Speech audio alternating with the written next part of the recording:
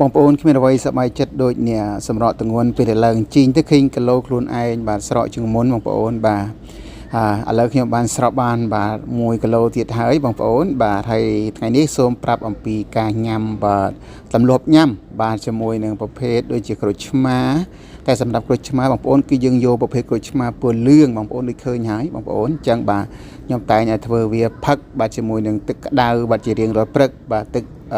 ក្រូចឆ្មាពណ៌លឿងរួចហើយយើងមានដូចជាប្រភេទខ្ញីបងប្អូនអញ្ចឹងយើងហាន់មកបាទចុះឲ្យបងប្អូនឃើញក្នុងវីដេអូនេះបាទអ្វីដែលជាចម្បងបំផុតដែលយើងទម្លាប់បាទជាមួយនឹងការសម្រក់ទងន់ហ្នឹងគឺខ្ញុំសូមណែនាំសម្រាប់បងដែលចង់ឲ្យគីឡូឬក៏ក្បាលពោះទងន់ខ្លួនឯងស្រកដើម្បីសុខភាពខ្លួនឯងខ្ញុំសូមជម្រាបទៅដល់បងអ្វីជាចម្បងបំផុតគឺជាមួយនឹងការបដូររបបអាហារបាទបន្ទាប់ពីរបបអាហារហើយគឺយើងត្រូវបាត់ទម្លាប់មួយទៀតបងប្អូនគឺត្រូវតែធ្វើហ្មងបាទទម្លាប់ជាមួយនឹងការញ៉ាំទឹកក្តៅបាទទោះបីជាយើងអត់មានពេលជាមួយនឹងការហាត់ប្រាណបាទដោយសារអីដូចអ្នកខ្លះគាត់អត់មានពេលជាមួយនឹងការហាត់ប្រាណទេប៉ុន្តែគាត់ចង់សម្រក់ទម្ងន់អញ្ចឹងយើងអាចសម្រក់បានដូចជាការញ៉ាំទឹកក្តៅបាទហើយក៏ជាមួយនឹងការប្រើជាមួយនឹងដូចជាប្រភេទបែបធម្មជាតិខ្លះដើម្បីជួយផងដែរបងប្អូនបាទហើយអញ្ចឹងទី1គឺការរបបអាហារហ្នឹងគឺជាកត្តាមួយសំខាន់បំផុតហើយបាទទី2បាទគឺជាមួយនឹងការញ៉ាំជំនួយដូចជាប្រភេទទឹកខ្ញីទឹកក្តៅបាទជាប្រភេទមួយដែលជួយយើងមែនទែនបាទជាពិសេសជាមួយនឹងការសម្រក់ទងន់បាទដូចបងប្អូនឃើញវីដេអូខ្ញុំនឹងហើយបងប្អូនបាទជាដំបូងខ្ញុំអត់ទាន់មានលទ្ធភាពក្នុងការដូចការទិញធ្វើអីប្រភេទចឹងទេខ្ញុំគ្រាន់តែតមជាមួយនឹងរបបអាហារសិនអញ្ចឹងការសម្រក់ទងន់បងប្អូនយើងធ្វើម្ដងគេថា step by step បងប្អូនបាទបន្តិចម្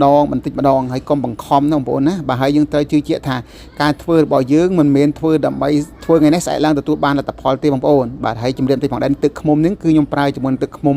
បាទធ្វើម្ហូបយើងធម្មតាយើងមិនបាច់ទៅរកទឹកឃ្មុំបាត់ព្រៃទឹកឃ្មុំសុទ្ធពីណាទេបងប្អូនវាថ្លៃបាទអញ្ចឹងយើងប្រើទឹកឃ្មុំចិញ្ចឹមទៅបាទអញ្ចឹងយើងមានលទ្ធភាពអាណាយើងប្រើអានោះសិនទៅបងប្អូនបាទហើយក៏យើងបានបន្ថែមបាទជាមួយនឹងទឹកខ្មេះប៉ោមក៏ដូចគ្នាដែរបងប្អូនបើមិនសិនបងប្អូនយើងអត់មានលទ្ធភាពបាទប្រើរបស់ថ្លៃគឺយើងប្រើលក្ខណៈមួយថាអ្វីដែលយើងអាចធ្វើទៅបានដូចដំបូងបើយើងអត់ទាន់មានលទ្ធភាពដល់លក្ខណៈទិញទឹកឃ្មុំទឹកអីអញ្ចឹងទៅសម្រាប់អ្នកស្រកគីឡូអញ្ចឹងណាបងប្អូនអាចប្រើជាមួយនឹងទឹកក្តៅគល់លក្ខរីដាំផឹកជារៀងរាល់ថ្ងៃជាធម្មតាអញ្ចឹងទៅហើយបដូរជាមួយនឹងរបបអាហារគឺយើងអាចធ្វើបានហើយអ្វីដែលខ្ញុំគិតនឹងអ្វីដែលខ្ញុំទទួលបាននឹងដូចខ្ញុំនិយាយចឹងបងប្អូនការធ្វើសម្រក់គីឡូកុំគិតថាយើងធ្វើដើម្បីតែស្អែកឡើងគឺយើងស្រកអញ្ចឹងយើងត្រូវតែរៀបផែនការរបស់យើងធ្វើយើងគិតថាយើងធ្វើចាប់ពីថ្ងៃនេះទៅប្រហែលជាក្នុងអាចកន្លះឆ្នាំក្រោយ6ខែក្រោយគីឡូរបស់យើងនឹងអាចស្រកអញ្ចឹងបងប្អូនចឹងយើងកុំសង្ឃឹមធ្វើថ្ងៃនេះដើម្បីតែស្អែកឡើងគិតថាវានឹងទទួលបានជោគជ័យអត់ទេបងប្អូនអញ្ចឹងសូមឲ្យអ្នកដែលសម្រក់ទម្ងន់បាទតស៊ូទៅមុខទៀតផងដែរ